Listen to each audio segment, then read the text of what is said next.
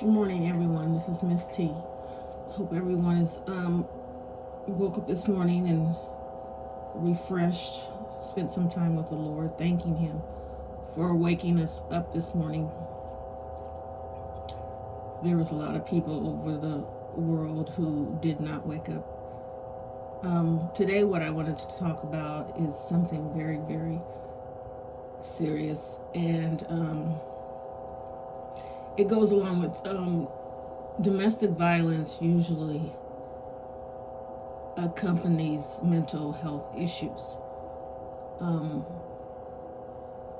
in our communities, there's a stereotype of a man having to be strong at all times. They don't go and look for help or ask for help or any of those things because they'll be labeled as something else. While they're hurting on the inside and they have anger on the inside and they're confused and they don't know how to release it, and so it just takes in different forms. When you're hurting, you want to hurt other people. When you're paining inside, you want to lash out.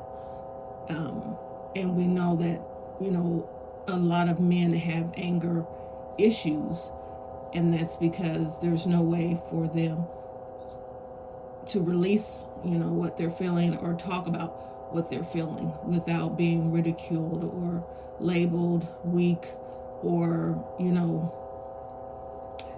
just made to feel bad. The reason why I chose this today, there's a couple of subjects that I want to discuss, but this one is because of the situation that happened last week.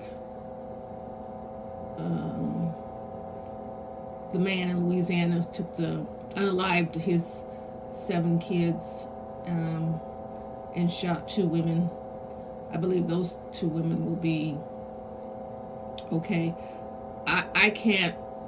The news is reporting things, and like the news, their job is to report, but they're also trying to be the first one to report it. So the information that you first get may not be accurate. I don't know.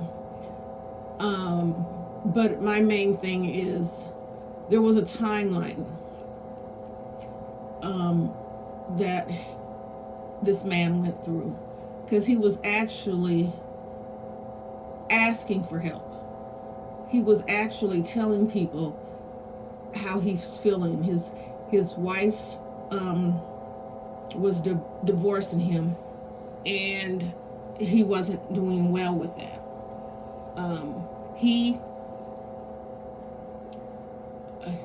They had been together for, I believe, 10 years, but they have only been married since 2024 or 5. You can look the story up. But there was a quote that said that he had told her right before they got married, "If you ever leave me, I'm going to unalive you." He told her this, and she still chose to marry him anyway.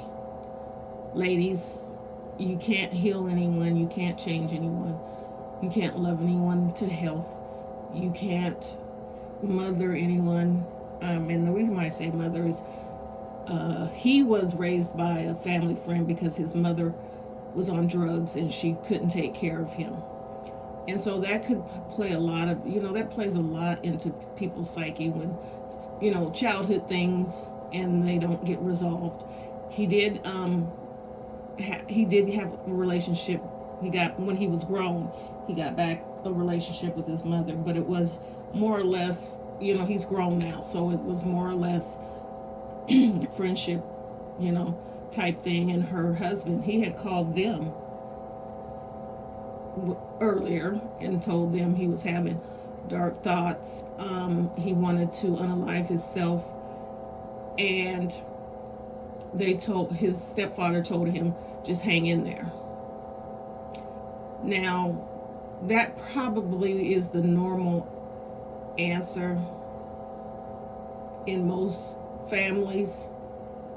But when you're having, when you know the background, when you see somebody spiraling and they are telling you verbally what they're feeling, they're having dark thoughts, they're wanting to unalive themselves, that's a little bit more than you'll get through this, you know, because a lot of times people just, you know, say, you know, just pray about it, just pray, you'll get through.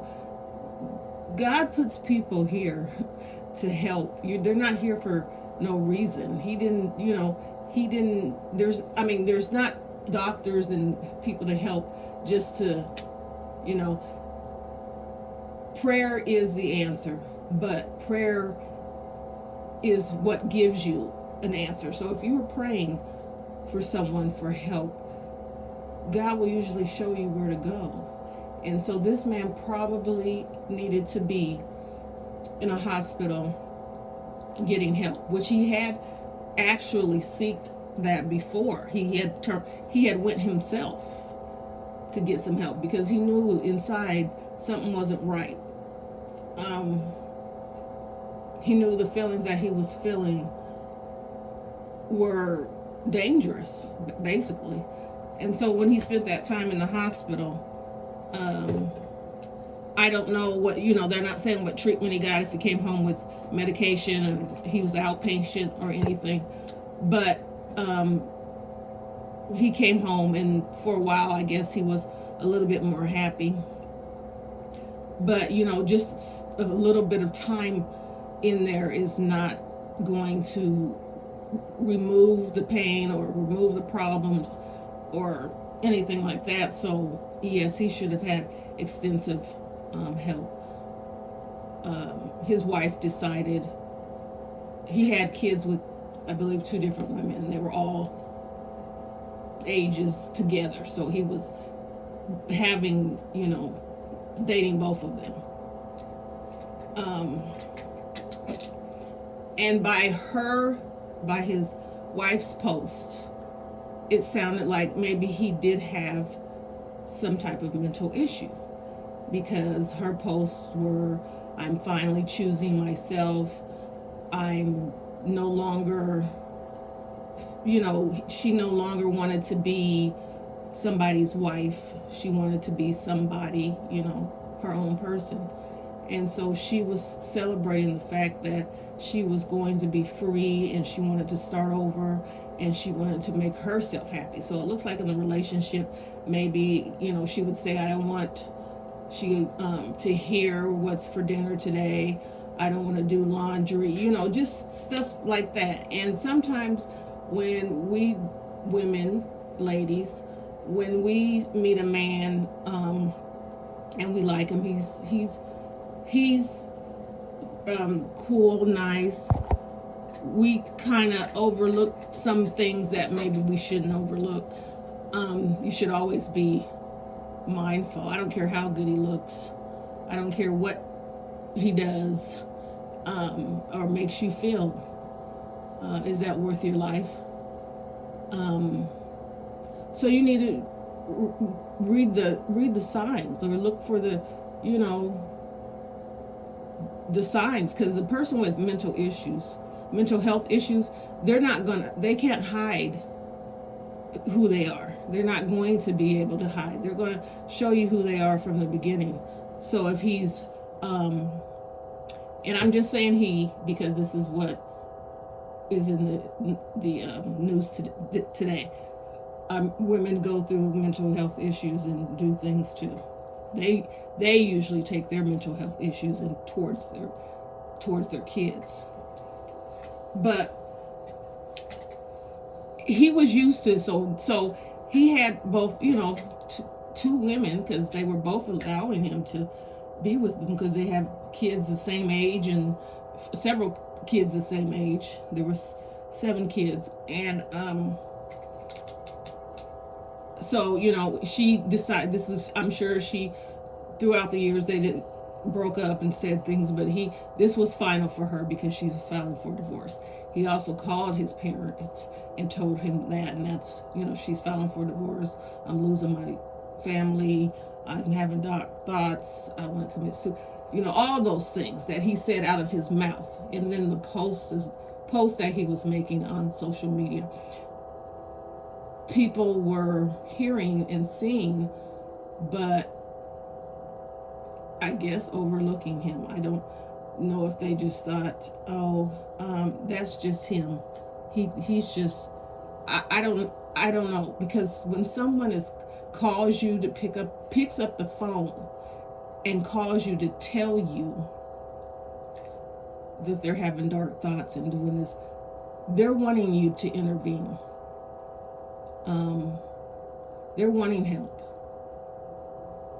And it looked like everywhere he turned to, I'm not sure, but it didn't seem like there was help coming.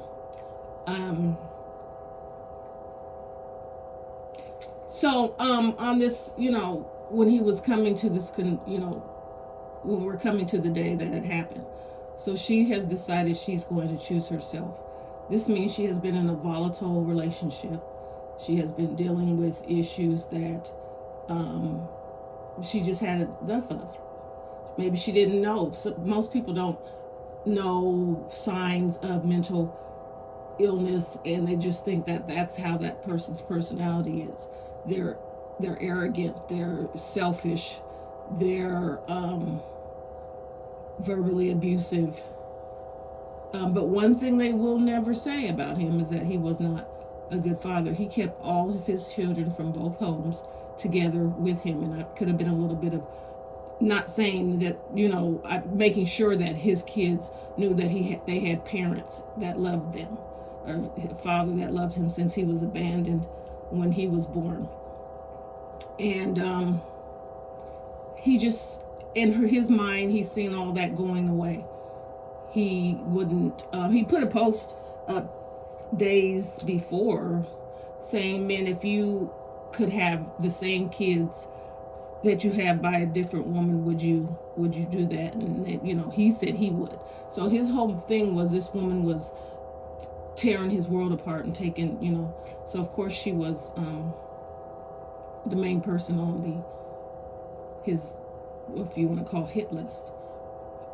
People say he snapped, but I don't. What I call snapping is that you, in the heat of the moment, something happened, you argued, and she did something, and the kids were there, and you snapped. This man planned what he did, and in his mind, I can't be in his mind because I don't know, but it seems like he thought, in order to keep it so the kids could be together, and he told her, the mother, that that's what he was going to do, and he felt that she was the one that was causing all this. Now, at that point, he didn't unalive himself, so I don't know what his plan was, because when he was caught, the police did that. Now people are going, it's the afterthought, and people are thinking, why was he able to have a weapon? Why was he, he had all these different, those things aren't necessarily important. Anybody can get a weapon. People know this. Why are we still talking about in 2026? How did someone get a weapon? A 5-year-old. This world is evil. You can get anything evil that you want to get. What we need to take from this, we need to stop overlooking the fact that people need help. There's mental illness is running rapid. It's everywhere, and people are crying out for help, and nobody's helping them. And then when tragedies like this happen, everyone's running around, scrambling around, trying to wonder why, how this happened, what could we have done. He basically laid out that this is what's wrong with me, and this is what I'm going to do. Basically, he told him up front, and nobody, I don't know if it's just, we're just numb to other people's pain, or numb to just, I don't know, just numb to life. That some people, there was his brother-in-law who did talk him into earlier this year getting some help, and that's why he went into the hospital. And his son, his brother-in-law's son, was one of the children who were unalived. All of them under the age of 12. So that we don't have to keep, this is not going to be the last. I'm sure there's something that went on yesterday, this morning, whatever, was not going to stop. What we need to do is focus on being our brother's keeper. If you see somebody in your family or your friend zone acting different, being spiraling, reach your hand out and help them, pull them up, get them some help, because you're going to be the one who sits, well, he did say that he was going to, and you did nothing. The person that you cared about, the person that you grew up with, the person that you said you loved, you just left them by the wayside. And especially men. Women have mental health issues too, but they will seek help more most of the time than men. Men don't, that's also a taboo in the Black community about mental health, and we need to stop, because I believe we are the ones that have most of the mental health, and true to that, what we've been through, what life has brought us, what we had to struggle through. Just everyday life can make you mentally unstable. So men, I want to tell you, you are no less of a man to go seek help. Women, if you're in a relationship with a man, there's signs. There's a book out about mental health and some of the signs. I read some things, but I don't know all of them. I'm just going to give a couple of signs that I think maybe are more that you can see easily. Excuse me. Men, it's not normal, and I'm probably going to make some men mad at me today, but that's okay. I'm just giving out the message. But it's not normal to have a sex addiction. It's not. And women, we may think he's a cheater. That's if the word is he's a cheater. But sometimes when you have a mental illness, this is a part of your mental illness. You have reckless thoughts. You do reckless things. Somebody who's constantly watching pornos. Someone who just their everyday conversation is about sexual things. They don't know how to have a conversation without, just sitting and having a conversation. Always has to be something, toxic or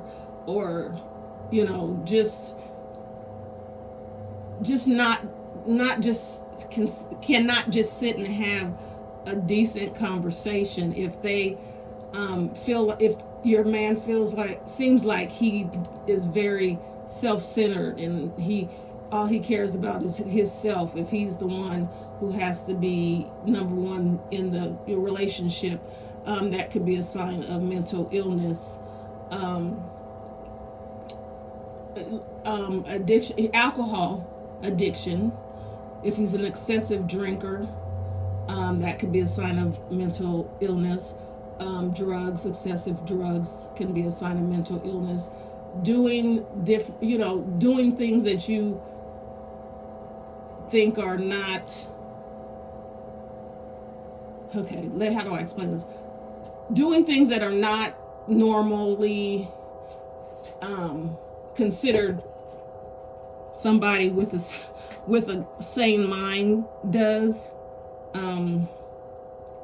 And I'm not saying all these things mean that you have a mental illness. It just could mean that you have. Like sometimes when women with mental illness shave all their hair off, there's some kind of thing that maybe they think that's getting rid of something and they're starting new, and maybe they want to think better. I don't know, but sometimes men do it too. They change their appearance. They seem to be really, really happy, and sometimes they're really, really down. They can switch over so quickly, and just certain things. They will be habitual liars. And like I said, this doesn't mean that they have a mental illness. These are just some of the symptoms and the signs. Why are you always lying? Women accept men to lie because they think men have to lie because they care about your feelings. And if they didn't lie, that means they don't care about you and they want to hurt you. But no, that's not true. They are lying because that's how they live. That's all they know. And as soon as we get to see all these things and witness all these and talk about it and stop being ashamed of it and start carrying enough to be your brother's keeper, which that's in the Bible. We always got to take it back to the Bible, because it's all of it's in there, because it is foretold. Everything that was going on was already told, and how to handle it. And if you want to be able to get through it, you have to be with the Lord. He's the only one that can save you from all this evil and distress and pain and sorrow and hurt and abuse and anything. But if you have love in your heart and you care about your family members, you will want them to be okay. It's not everything is not a dog eat dog world, or it's me against y'all, or it should be, even if you're not even trying to serve the Lord, you still, the connection that you have with your family should be a bond. You practically, you were together, you grew up in the same house every day, and you went through everything together. So that bond should be strong enough to want your loved one, your brother, your sister, your cousin, your aunt, your nephew, your uncle, whoever, to be okay. It hurts for you to see them hurt. There are other signs. You can look them up. That would let you know if you do go look them up. That means that you're concerned about somebody and you want to see if this may be the problem and get them some help, and that's beautiful. I'm glad. I would say that would be a good thing. If you go back through some of my other uploads, you can find talks on everything that you can think of. How to keep your kids safe from being abducted, and women keeping their safes from being self-safe. Just I try to put out whatever I see what's going on in the community and research, because we need to really take care of one another. Actually, we're all in the same boat, and if someone is going through something, they came up out of it, if they can share that with somebody else who thinks they're in the same thing but they don't feel like there's no hope, then we can get this, start getting some people healed, getting people to think differently about life and how to love one another and care for one another. Men, if you see your woman and she's doing some things that you don't think are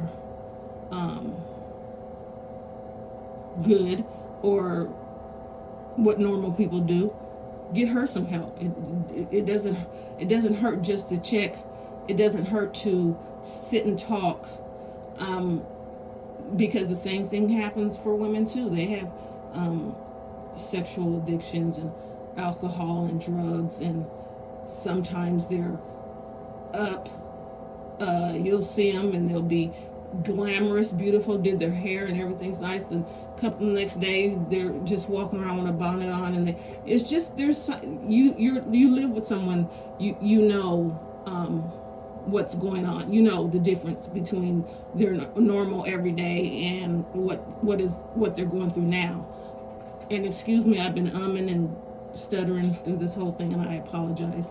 I'm not a professional. I just push this button and talk how I feel and how I feel. You know, sometimes people wish the things that somebody could have said something to them, or somebody could have intervened for them, and maybe it would have been better. So I just like to give people hope, give people a chance to know that you don't have to suffer. You don't have to go through this world and be a victim, be abused, mistreated, whatever. There are people who care, but the only one who really matters is God. God is the only one who can heal all your pain, who can help you manage through all your pain, who can help you see to see the light, to see a future, to know what's coming, and that this is not all there is to the world, is to work till you're old, or maybe not even make it there, to pay bills and taxes and feel like you can't get ahead, and just want to give your kids everything, and you can't because you don't make enough, or if you have 2 jobs you can't spend time with them, and all this evilness with mothers keeping kids away from their fathers because they don't want to be in a relationship with them anymore, and that's hateful. Yeah, it is, sisters, it's hateful. Men used to be, long time ago, well, not long time ago because it still happens, but men used to just walk away. I see in a generation of now that men are trying to be with their kids and trying to raise their kids and trying to give them a chance. And some women like to play games because maybe they have a mental illness. It's all about them. If you can't be with me and treat me the way I want to be treated or whatever, then you can't. I'm gonna take what hurts you the most. I'm gonna remove your joy. So it's all just evil and sin. Sin has this vicious hold on the world, and it's going to get worse. Like I said, this is not going to be the last, because I'm sure we just, there might have been another tragedy. They just didn't want to bombard us with, more of it, since we just heard of this one.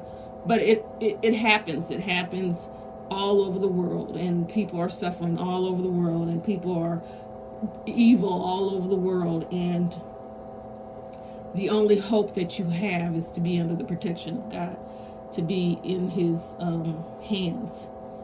Just pray constantly. You have to pray constantly. You don't know if you're going to the grocery store, you have to be on a swivel. You didn't know that, people are just everywhere. You can't, birthday parties, we had things happen there. Kids are just being abused in the home and are afraid to say anything because that's their home. That's where they have to keep going back to. And then people see this, and they come to school and they're dirty and hungry, and teachers may or may not report it or whatever. And then the people, it just takes there's just some different people who still have a heart, who still love and do not like to see people hurt, and do not like to see people struggling, and do not like to see people being bullied, and do not like to see pain inflicted on anyone. And there's still people like that. And if we can just come together and show someone that you care, maybe that will seep into them, and they'll know that, you know, caring is and love is better than what we have been having to go through. I've been trying to make my uploads a little bit shorter. I think, and I just will do a little bit more often, because like I said, I have a couple of subjects that I wanted to discuss. If you're at the end of this, I thank you for listening all the way to the end. I thank all of you, all of my supporters who've been, whether you just started listening or you started from the beginning. But I do hope that you go back and listen to some more, take time, or just listen, find a upload that interests you, the title, and go back and listen to those. There's a lot of information in there for you. And with that being said, I hope everyone has a blessed week, that you're choosing to spend time with the Lord and give Him a try. And until next time.